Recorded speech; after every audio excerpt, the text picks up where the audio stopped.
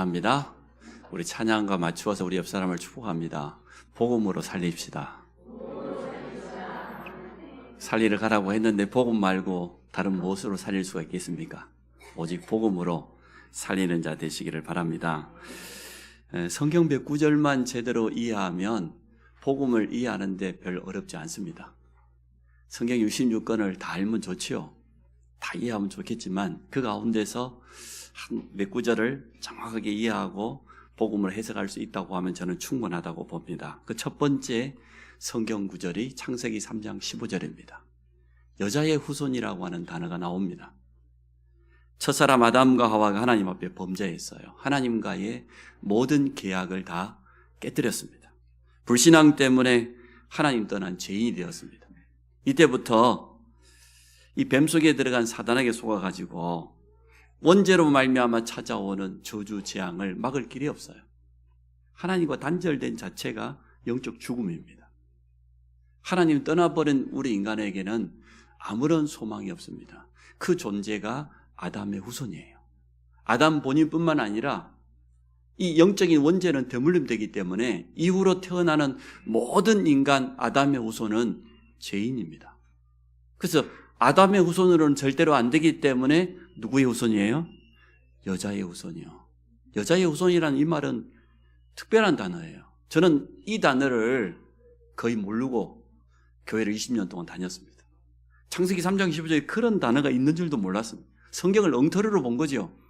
성경 66권 속에 있는 가장 중요한 복음에 관계된 그 단어만 몰랐던 거예요. 아담의 후손은 안 된다. 모두가 죄인이다. 아무런 소망이 없다. 그래서 여자의 후손을 보내주겠다고 했는데 여자의 후손은 네 머리를 상하게 할 것이요. 무슨 말입니까? 하나님이 사단에게 분명히 말하는 거예요. 여자의 후손으로 오신 예수 그리스도가 사단의 권세를 완전 깨뜨릴 것이다. 승리하게 될 것이다. 그게 첫 번째입니다. 두 번째 단어가 뭡니까? 출애굽기 3장 18절입니다.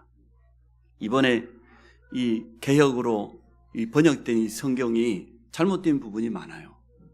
옛날 성경에는 분명히 희생제사라는 단어가 나왔어요. 희생제사, 다른 말로 하면 피해배거든요. 그게 맞는 단어인데 여기 성경에 보니까 희생을 드리려 하오니 이렇게 바꿔놨어요. 이 성경 번역하는 번역자들도 이 복음이 제대로 이해 안 된 거죠. 참 안타깝죠. 그 두 번째 단어가 뭐냐? 희생제사입니다. 다른 말로 하면은 피해배입니다. 죄 없는 짐승이 우리를 위해서 피 흘렸다고 말해요. 그게 구약의 피해배입니다. 430년 동안 애굽에 노예되었고 바로왕에 노예됐던 히브리 민족이 무슨 수로 빠져나왔습니까? 다른 방법이 없습니다. 지금도 영적으로 똑같지요. 하나님 모르는 불신자들은 영적으로 사단에게 노예되어 있고 종로로 되어 있고 일평생 동안 이용당하는데 6월절 희생제사 양의 피 바른 날 해방되었습니다. 그것을 우리에게 말해주고 있어요. 다른 방법으로는 절대로 구원받을 수 없어요. 죄 없는 짐승이 피 흘려야 돼요. 그 피를 들고 하나님 앞에 나가야만 죄 용서 받을 수 있어요. 뭘 의미합니까? 예수 그리스도의 십자가를 의미해요. 구약에는 죄 없는 짐승이 대신 피를 흘렸는데 참 하나님께서 우리를 위해서 피 흘리기 위해서 이 땅에 오셨다. 십자가에서 흘리신 보혈로 우리의 모든 죄와 저주를 다 끝냈다. 그게 두 번째 희생제사라는 단어예요. 꼭 기억하셔야 돼요. 여자의 후손. 아담의 후손은 소망이 없으니까. 두 번째, 죄 없는 짐승이 피 흘리는 희생제사. 그 주인공이 십자가와 그리스도란 말이에요. 이스라엘 백성이 전쟁을 일으켰습니까? 군대를 키워가지고 애국과 싸워서 나왔습니까? 아무것도 안 했어요. 6월절날 양의 피를 발랐어요. 그런데 430년 된 모든 저주 재앙이 끝났습니다. 여러분 그 사실을 믿으시고 붙잡으시기 바라요. 세 번째 성경 구절이 뭡니까? 이사야 7장 14절. 임마누엘이에요. 처녀가 잉태하여 아들 낳을 수 있어요? 과학적으로 설명해 봅시다. 남자를 한 번도 가까이 하지 않는 처녀가 잉태하여 아들 낳을 수 있습니까? 낳을 수 없습니다. 근데 왜 처녀가 잉태하여 아들 낳아야 됩니까? 모든 사람은 부모가 있어요. 그럼 아담의 후손이지요. 원죄 아래에 있어. 원죄와 전혀 상관없는 참 하나님이 성령으로 처녀의 몸에, 우리가 방금 신앙 고백 동정녀, 한 번도 남자를 가까이 하지 않냐한 동정녀 마리아를 통해서 이 땅에 오셔야 돼. 구약에는 죄 없는 짐승이 희생을 당했는데 이제는 죄 없는 하나님이 우리를 위해서 친히 대속물로 찾아오신 줄 믿습니다. 그게 세 번째 단어예요. 뭐 하기 위해서? 임마누엘, 하나님 만나는 길을 열어주시기 위해서. 그게 세 번째 단어입니다. 이 세 가지 구약의 단어를 합친 단어가 뭐냐? 네 번째, 마태복음 16장 16절. 우리 신앙 고백해 봅시다. 시작. 주는 그리스도시요 살아계신 하나님의 아들이십니다. 그리스도라고 하는 단어예요. 창세기 3장 15절에 여자의 후손, 출애굽기 3장 18절 희생제사의 주인공, 이사야 7장 14절에 임마누엘의 주인공으로 오셨는데 그분이 바로 그리스도라고 말이에요. 누가 그리스도입니까? 예수가 바로 그리스도다. 예수가 바로 우리의 죄를 해결하신 참 제사장이요, 사단의 권세를 깨뜨리신 참 왕이요, 하나님 만나는 임마누엘의 길이 되시는 참 선지자다. 이 사실을 고백하는 순간 우리 주님이 얼마나 기뻐했습니까? 바요나 시몬아, 네가 복이 있도다. 아이고, 이 갈릴리 촌놈이 어떻게 이를 내게 알게 하는 이는 혈육이 아니요 하늘에 계신 내 아버지시니라. 내가 이 반석 위에 내 교회를 세우려니 음부의 권세가 너를 이기지 못하리라. 내가 천국 열쇠를 네게 준다. 땅에서도 무엇이 매면 하늘에서도 매고 땅에서 풀면 하늘에도 풀리리라. 그런데 그 사실을 말하지 말아요. 자기가 그리스도라는 사실을 말하지 말라고 했어요. 왜 그렇습니까? 무리에게는 아무리 말해봐야 못 알아들어요. 하나님이 영생을 주시기로 작정된 자, 준비된 자에게만 이 복음이 이해되지, 복음에 관심 없는 종교인들에게는 절대 이해되지 않기 때문에 아무에게도 이러지 말라. 오늘 우리에게 이 말씀, 이 복음이 증거되어졌다. 우리는 참 축복된 사람입니다. 한 번 더 축복합시다. 당신은 복음의 사람입니다. 오늘 복음의 사람이란 제목 가지고 말씀을 전하겠습니다. 첫째, 가정뿐만 아니라 우리가 세상 나가보면 여러 가지 일들이 일어나는데 일들에도 속지 말고, 사람에게도 속지 말고, 환경에도 속지 말고, 문제가 찾아와도 속지 말고, 속지 말아야 됩니다. 사실 이상한 가정일수록 정확한 언약 잡을 수 있는 것 아닙니까? 과거를 복음화해라, 이란 단어를 여러분 들어본 적 있죠? 과거를 복음화란 말은 무슨 말입니까? 우리의 지난 과거, 우리 가문의 배경, 우리 부모의 배경을 복음으로 재해석하라는 거예요. 복음으로 재해석하지 않으면 절대로 답 안 납니다. 복음의 눈으로 우리 가문과 부모를 보면 정확하게 보니까 이상한 가정이 아니에요. 이상한 부모가 아니에요. 사단에게 집중적으로 공격당하는 가문이었어요. 우리 부모님이 그 상태에 있었어요. 이게 이해되지 않으면 우리 부모에 대한 원망, 상처 절대 못 치유됩니다. 그런데 정말로 복음의 눈으로 우리 지난 과거를 해석해 보니까 한 가지만 없었구나. 복음 없이 나름대로 열심히 살아보려고 우리 부모들이 발버둥치고 그랬지 않습니까? 그게 사실이잖아요. 잘 살아보려고 찾아오는 우환질고를 어떻게 하면 이겨보려고 조상제사를 지내봤다가 우상을 의지해봤다가 종교를 하나 가져봤다가 발버둥을 친 거지요. 그렇지 않습니까? 그거 어떻게 원망할 수 있어요? 그게 어떻게 상처로 우리 속에 자리 잡을 수 있어요? 과거를 오늘 복음하시기 바랍니다. 복음의 눈으로 쳐다보니까 최고의 사단의 공격 대상이 우리 부모였고 우리 가문이었어요. 맞지 않습니까? 그러면 여기에서 우리가 언약을 잡아야 될 줄로 믿습니다. 다른 것으로는 절대로 우리 가문을 바꿀 수 없고 우리 부모를 도울 수 없다. 오직 복음밖에 없다. 이게 제대로 보는 거예요. 우리의 가정의 어려움을 통해서 언약 잡을 수 있습니다.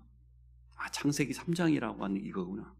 흑암 세력은 이렇게 집중적으로 공격하고 무너뜨리는구나. 딱 한 가지 우리 가정에 필요한 게 있다고 하면 예수 그리스도의 복음밖에 없구나.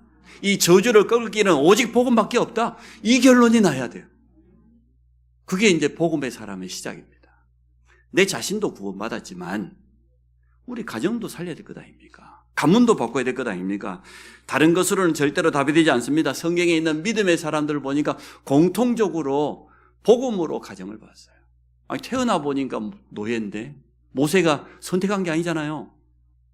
근데 거기서 모세는 복음을 붙잡았어요.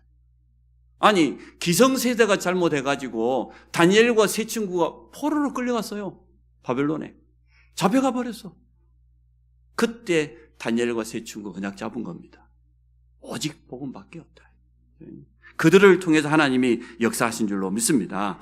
부모의 영적인 상태를 복음으로 해석해서 발판 삼으시기를 바랍니다. 가정과 부모의 문제는 우리의 책임이 아니에요. 그러나 영적인 사실을 바로 알고 언약을 잡아야 될 줄로 믿습니다. 많은 성도들이 부모가 가지고 있었던 그 영적인 어려움, 그 무능과 가난, 질병 그대로 되물림하면 되겠습니까? 오직 복음으로 바꾸시기를 바랍니다. 복음의 능력은 가능해요.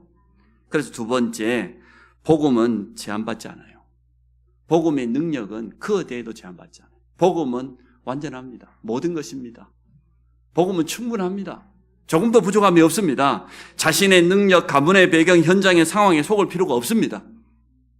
우리 가문이 좀 이 세상 사람이 말하는 금수저, 제가 육각형 인간에 대해서 말했잖아요. 수요예배 때. 예모도 좋고 집안도 좋고 학벌도 좋고 직장도 좋고 자산도 많이 가지고 있고 거기다가 마치 성격까지 좋아. 6가지를 다 갖춘 인간을 육각형 인간을 저는 좀 미워요. 얼마나 금수저를 타고 나왔으면, 물고 나왔으면 그러겠습니까? 그걸 다 갖추고 나왔다 할지라도 복음 모르면 안 되는 겁니다. 반대로 좀 우리가 능력이 부족하고 우리 가문의 배경이 좀 부족해도 상관이 있다 없다? 없다. 도리어 없는 게 더 나아요. 어차피 없는 거 뭐. 오직 복음밖에 안 붙잡잖아요. 있는 사람은 뭔가 그거 의지하다가 속을 때가 참 많은데 보니까 우리 성도들은 뭐 거의 육각형 인간이 단 한 분도 없는 것 같아서 이걸 뭐 잘했다고 말해야 되는지 모르겠습니다. 하나님의 뜻이니까. 단 한 사람도 내가 볼 때 육각형 인간이 없어.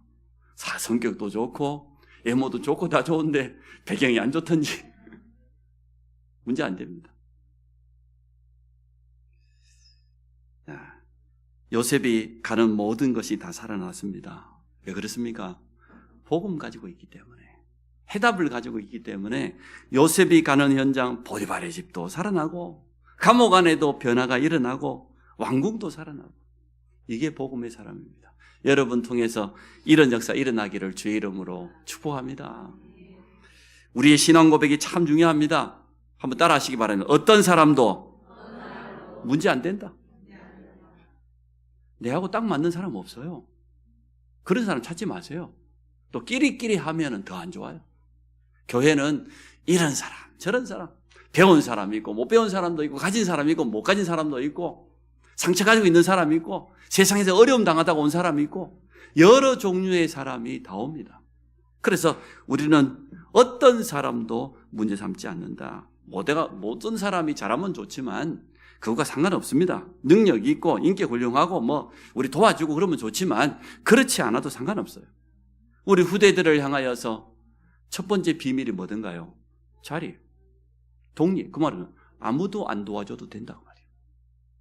아무리 현장이 어려워도 상관없다. 그 말이죠.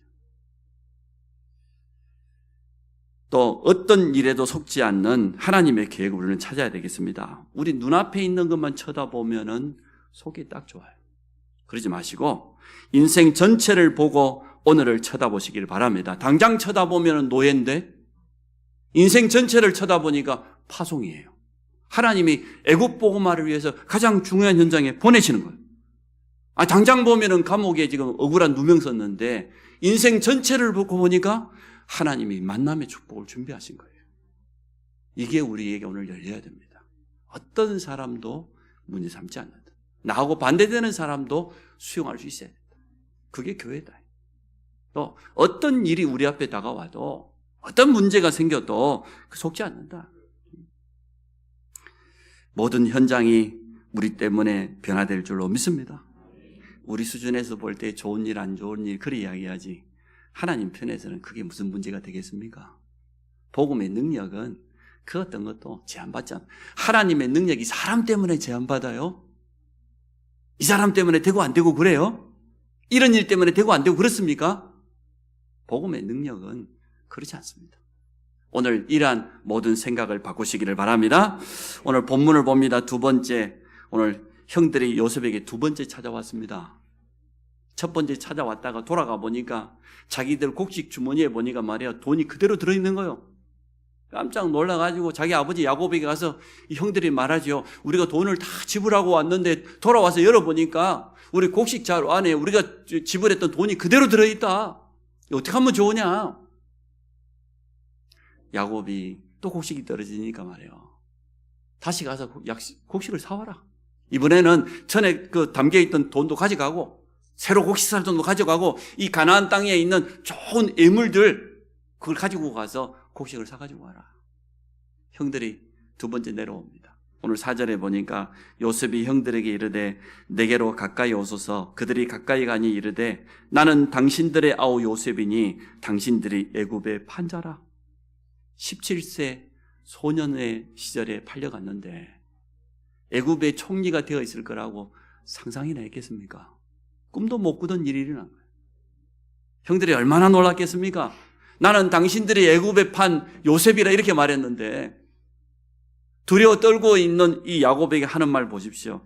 5절 한번 같이 읽어봅시다. 시작. 당신들이 나를 이곳에 팔았다고 해서 근심하지 마소서. 한탄하지 마소서. 하나님이 생명을 구원하시려고 나를 당신들보다 먼저 보내셨나이다. 요셉은 정말 복음의 사람이에요. 당신들이 나를 이곳에 팔았다고 해서 근심하지 말고 한탄하지 말아라. 하나님이 생명을 구원하시려고 7절 8절에 보니까 나를 당신들보다 먼저 보내셨다. 앞서 보내셨다. 하나님의 정확한 언약을 설명하는 거 보십시오. 지금까지 일어난 일을 설명합니다. 7년 풍년이 있었고 흉년이 시작됐는데 2년밖에 안 지났다. 앞으로 5년이 더 남아있다. 설명합니다. 요셉에게는 분명한 언약과 사명이 있었습니다. 그래서 요셉은 흔들리지 않았습니다. 형들을 원망하는 것이 아니고 하나님께서 자기에게 주었던 그 언약을 설명하는 거 보세요. 성도는 언약이 분명해야 될 줄로 믿습니다. 우리의 눈입니다. 요셉이 언약 중심으로 모든 것을 다 보았어요. 그래야만 제대로 볼 수 있기 때문에 그래서 우리 모든 성도들이 이번 기회에 정확한 언약을 회복하시기를 바랍니다. 나머지는 어떻게 하냐? 가만 놔두면 돼요. 우리가 하지 않아도 하나님이 다 알아서 해요. 여러분 하나님의 능력 믿으세요. 우리가 하나님의 절대 주권을 기도할 때만 외칠 게 아니라 하나님이 모든 것의 주인 되신다. 나는 언약 붙잡고 있으면 되고 언약의 눈으로 모든 거 보면 되어져요. 나머지는 하나님이 행하시는 거. 우리는 모든 사람을 축복하면 돼요. 기다리면 돼. 좀 이해가 안 되면 좀 기다리면 돼요. 이해될 때까지. 선택입니다. 중요한 선택 앞에서 언약 중심으로 할 수 있어야 됩니다. 우리는 선택해야 할 일들이 얼마나 많이 있겠습니까? 그때마다 언약적인 선택, 믿음의 선택하시기를 축복합니다. 요셉이 지금 단순하게 어느 날 갑자기 이 말이 나왔겠습니까? 평생 동안을 하나님 주신 언약 가지고 누리면서 살았기 때문에 모든 자신 앞에 일어나는 모든 일들을 늘 언약의 눈으로 보았어요. 중요한 말 한마디 한마디 하는 거 보세요. 언약 외에는 다른 거 말하지 않습니다. 사람의 감정을 담아갖고 말하는 게 아니고 여러분 같았으면 일 났겠죠. 가만히 있었겠어요. 30세 총리 되었어요. 7년 지났어요. 2년 지났어요. 그럼 나이가 몇 살이에요? 39이라. 요셉의 나이 지금 39대 형들이 두 번째 곡식을 사러 왔어요. 17세 소년이 팔려간 지 몇 년 된 겁니까 지금? 22년이 지났어요. 22년 동안 가슴 속에 언약을 담지 않고 다른 것을 담고 살았다고 하면 우리 교회가 이제는 22년째입니다. 21년이 만 지나버렸어요. 그래서 오늘 모든 성도들이 언약을 회복하시고 언약으로 선택하기를 주의 이름으로 축복합니다. 우리 앞에 일어나는 모든 것은 언약 성취의 길입니다. 하나님께서 주신 그 말씀을 언약을 이루기 위해서 행하시는 것. 그것을 인정할 때 진짜 하나님의 절대 주권을 인정하게 되는 거죠. 야곱의 70가족이 요셉 때문에 살았어요. 흉년을 피해서 야곱이 자기 가족 전체를 데리고 애굽으로 내려가지 않습니까? 전 세계가 흉년에서 재앙에서 살아남는 길, 야곱의 가문이 살아남는 길도 똑같습니다. 지금 전 세계 경제가 어렵다고 연일 뉴스가 나오는 것 같아요. IMF 때보다 더 어렵다고 그렇게 말하는데 틀린 말은 아닌 것 같아요. 전쟁이 아직도 계속되고 있는 나라도 있고, 또 미국에 참 대단한 대통령이 한 사람 세워지다 보니까 전 세계를 그냥 좌지우지하려고 캐나다를 자기 주로 하나로 편입하겠다고 하고, 그린란드를 사겠다고 하고, 우크라이나에 보고는 히터로 광물 내놓으라고 하고, 완전 내가 보니까 폭군 비슷해요. 그것 때문에 많은 영향이 오는 것 같습니다. 그러나 괜찮습니다. 그러면 언약이 바뀝니까? 그러면 하나님의 말씀이 바뀝니까? 복음의 능력이 거기에 제한받습니까? 아닙니다. 우리 성도들은 절대로 마음 빼앗기지 마시기 바랍니다. 이럴 때일수록 정확한 복음 붙잡고 말씀 붙잡고 살아야지, 하나님 앞에 서야 되는 것이지, 그 모든 일 앞에 서보세요. 속아요. 흔들려요. 요셉은 그러지 않았다는 겁니다. 오실 메시아의 언약을 누구도 막을 수 없다는 것을 요셉은 알았기 때문에, 여러분 마태복음 1장을 오늘 집에 가서 한번 펼쳐보세요. 아브라함과 다윗의 자손 예수 그리스도의 세계인데, 아브라함이 이삭을 낳고 이삭이 야곱을 낳고, 야곱이 누굽니까? 요셉이 아니고 유다와 그 형제들. 그리고 계속해서 42대에 대해서 예수 그리스도의 족보는 끊어지면 안 돼요. 그 메시아 족보는 이어져야 되는데 요셉이 거기에 쓰임받았다는 거예요. 그 언약을 붙잡고 있었다는 겁니다. 세 번째입니다. 요셉은 복음의 사람이었습니다. 복음의 사람은 모든 것을 축복으로 바꾸는 비밀을 가지고 있는 겁니다. 너무나 위기를 만났는데, 너무나 안 좋은 일을 만났는데 그것도 축복으로 바꿀 수 있어요. 우리 가정이 그랬잖아요. 여러분 가정이 그랬지 않습니까? 복음 없이 너무 어려웠었는데 하나님은 그것을 바꾸었어요. 제가 볼 때 아마 이런 증거가 없는 가정들은 없을 것 같아요. 이 자리에 있는 우리 모든 성도들의 가정은 진짜 복음으로 우리 가정과 가문, 부모를 재해석했다고 하면 지난 과거에서 많이 빠져나왔다고 생각해요. 우리 부모의 배경에서, 영적인 그 배경에서 너무나 많이 빠져나왔다. 이제 마지막 싸움을 좀 더 해야 된다고 저는 생각해요. 끝까지 영적 싸움을 해라. 복음을 알고만 있으면 지식이 되겠죠. 그거 능력 없습니다. 종이 호랑입니다. 그러나 복음을 정말로 누린다고 하면 달라집니다. 복음은 능력이기 때문에. 이제 누리는 걸 뛰어넘어서 복음을 내 삶 속에 적용하기 시작한다고 하면 그때부터는 분명한 증거가 찾아오게 되어 있습니다. 요셉이 그런 사람이에요. 요셉은 언약을 꿈으로만 붙잡고 알고만 있었던 것이 아니고 그 언약을 일평생 동안 누렸습니다. 그리고 그 언약 중심으로 모든 걸 다 보았습니다. 모든 걸 언약 중심으로 선택했습니다. 당연히 요셉의 인생에는 하나님이 주시는 능력과 증거가 찾아올 수밖에 없었습니다. 우리와 요셉이 다른 건 이 차이예요. 우리도 복음 알고 있어요. 일 생기면 복음 누리지 못해요. 그거 바꿔야 돼. 중요한 선택 앞에서 언약 중심이 아니에요. 그거 바꿔야 돼. 오늘 하나님의 말씀은 우리에게 그렇게 말하고 있는 겁니다. 복음은 모든 것을 회복할 수 있는 그러한 능력이 있습니다. 430년 노예에서 어떻게 회복되었습니까? 6월절 양의 피, 복음 가지고 살아났잖아요. 70년 포로에서 언제 돌아왔습니까? 성전 회복의 언약 붙잡은 날, 250년 동안 핍박 속에서 어떻게 초대교회가 살아남았습니까? 복음 가지고, 다른 거 가지고 살아남지 않았어요.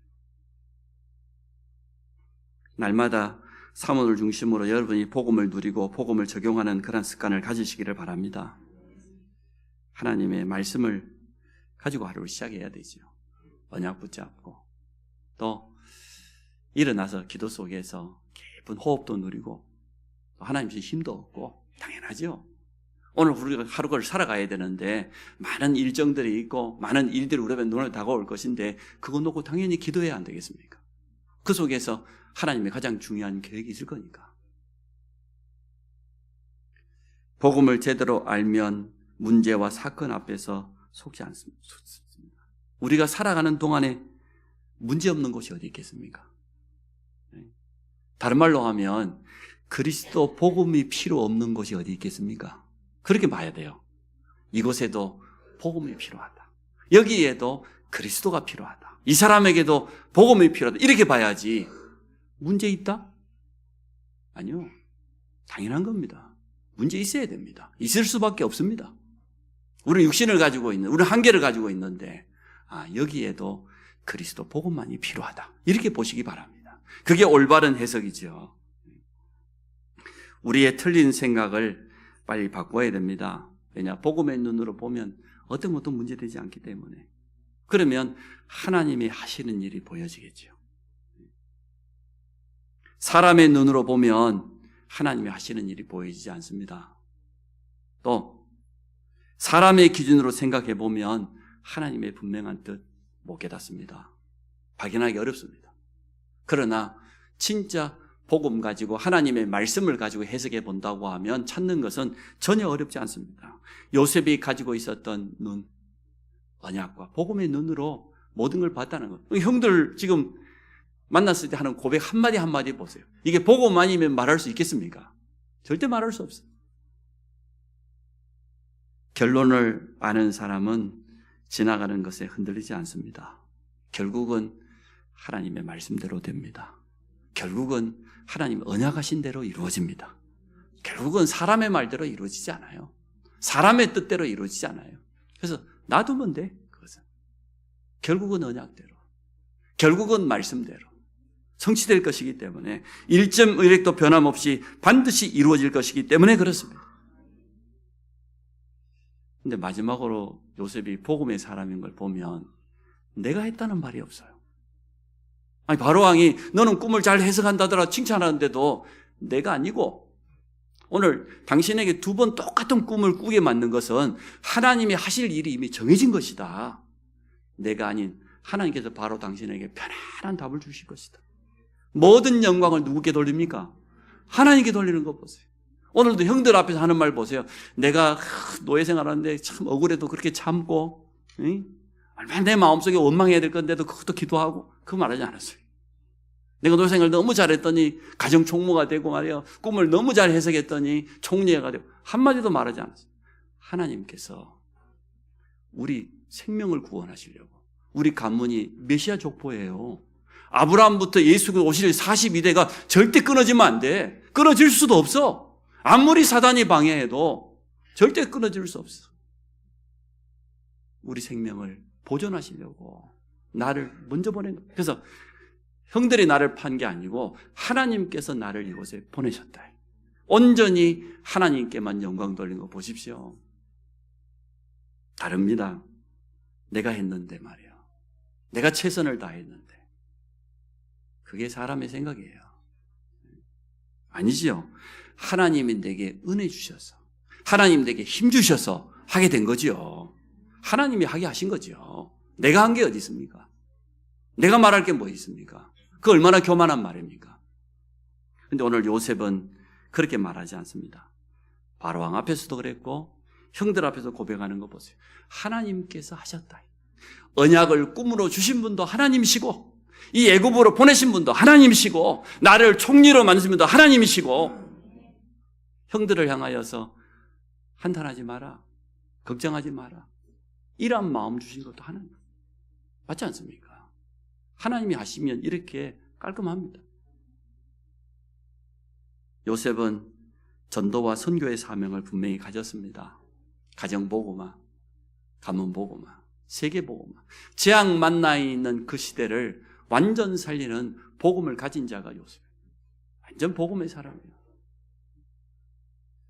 결론을 맺습니다. 첫째, 복음을 가졌다고 하면 해답을 가진 겁니다.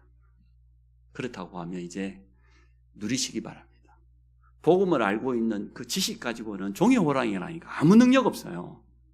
진짜 복음을 가졌다고 하면 누려야 안 되겠습니까? 나의 복음으로, 나에게 주시는 하나님의 능력으로 누려야 안 되겠어요? 누리는 것만큼 답 줄 수 있습니다. 여러분이 누리는 것만큼 응답받습니다. 누리는 것만큼 증인됩니다. 그건 틀림없어요. 어쩔 수가 없어. 안다고 하는 사람은 제가 많이 만나봤어요. 복음 잘 아는 것 같아요. 지식적으로 성경 구절도 잘 외우고. 그러나 실제로 삶 속에 누리는 게 우리에게는 필요해요. 요셉은 실제로 누린 것 아닙니까? 만약에 요셉이 복음을 누리지 않았다고 하면 어떻게 그 인생을 살았겠어요? 정신병원에 들어가야 돼요. 근데 정말 복음을 가지고 있고 누렸어요. 우리 모든 성도가 그렇게 되시기를 바랍니다. 제가 천주교인 한 사람을 만났어요. 만난 지 오래됐어요. 그래서 같이 이렇게 둘만 있는 공간에 잠깐 있을 기회가 있어가지고 제가 말해서요. 천주교는 어떻게 구원받습니까? 그냥 믿음으로 구원받는데. 아, 그래요? 그럼 그 믿음의 내용이 뭡니까? 몰라. 자기 자랑하는 거예요. 자기는 안성 출신인데 자기 친구 10명이 다 잘 됐는데 전부 천주교인이라는 거예요. 그래서 제가 물어봤더니 믿음의 내용은 없어요. 그래서 제가 설명했어요. 원래 인간, 죄에 빠진 인간, 인간의 방법 안 된다. 선행, 천주교에서 말하고 있는 그 선행, 공로 안 된다. 오직 예수만이 그리스도 되신다. 복음 설명했어요. 해답을 여러분 주시기 바랍니다. 해답이 필요한 사람은 우리 현장에 지금도 얼마든지 기다리고 있습니다. 두 번째, 복음을 적용하는 거예요. 복음은 살리는 거잖아요. 복음을 적용해야 살릴 수 있지 지식적으로만 알고 있어가지고 절대 못 살려요. 복음을 가지고 살리는 선택을 하시기를 바랍니다. 모든 사람을 살리고 모든 현장을 살리고 오늘 요셉처럼 요셉이 가는 모든 현장 다 살아났어요. 요셉을 만나는 모든 사람 다 답을 얻었어요. 요셉이요. 참 보통 사람이 아니야. 보디발의 집도 살아나고 보디발의 아내도 끝까지 살려주고 아니 기억한다 그래놓고 기억 잊어먹은 장관도 다 살려주고 모든 사람 다 살려줘. 이게 복음 적용입니다. 마지막으로 세 번째, 복음은 하나님의 능력입니다. 무슨 말입니까? 유일하게 흑암이 두려워하는 것은 복음밖에 없고 복음의 사람밖에 없어요. 다른 사람 두려워하지 않아요. 아무리 세상에 실력이 있고 능력이 있어도 그거 절대로 흑암이 두려워하지 않습니다. 영적인 싸움에 승리하는 것은 오직 복음밖에 없습니다. 복음 외에 다른 것으로는 절대로 흑암을 이길 수 없습니다. 여러분 승리하시기 바랍니다. 세 가지 꼭 기억하세요. 복음을 알고만 있지 말고 누려라. 복음 누리는 것만큼 응답받게 돼 있고 복음 누리는 것만큼 해답 줄 수 있다. 두 번째, 복음을 적용해서 모든 걸 다 살려라. 복음으로 적용하면 살리지 못할 사람, 살리지 못할 현장 단 한 군데도 없습니다. 세 번째, 방해하는 흑암 세력이 있어요. 어떻게 하든지 이거 하지 못하도록 복음으로 승리해라. 영적 싸움에 완전 승리하시기를 바랍니다. 다른 것으로는 승리할 수 없지만 오직 복음으로 승리하는 우리 모든 성도 되기를 주의 이름으로 축복합니다. 살아계신 하나님 감사합니다. 우리에게 복음을 주신 것 감사합니다. 요셉이 언약과 복음의 사람이었던 것처럼 우리 모든 성도들이 언약의 사람이요 복음의 사람인 줄로 믿습니다. 날마다 복음을 누리게 하여 주시고 또 복음을 가지고 모든 현장을 모든 사람을 살리는 증인 되게 하여 주옵소서. 복음의 능력 가지고 불신앙을 이기고 모든 흑암의 통로를 무너뜨리며 영적인 승리의 깃발을 꽂을 수 있도록 축복해 주옵소서. 그래서 우리 모든 성도들과 관계된 곳에 하나님의 영광이 드러나게 하여 주시고 또 새로운 생명운동이 시작되도록 축복해 주옵소서. 예수 그리스도 이름으로 기도합니다. 아멘.